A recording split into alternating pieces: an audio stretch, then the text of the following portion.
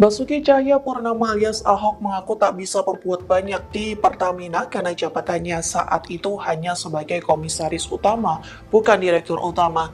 Namun kini jejak digital terbongkar saat Ahok pernah ditawari jabatan direktur utama Pertamina oleh Joko Widodo namun ditolaknya.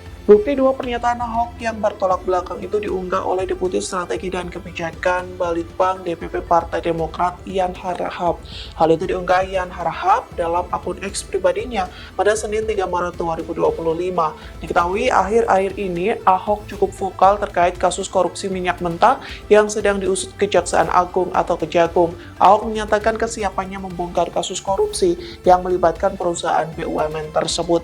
Terlebih kasus yang sedang diselidiki Kejagung terjadi antara 2018 hingga 2023 yang mana Download Tribun X sekarang, menghadirkan lokal menjadi Indonesia.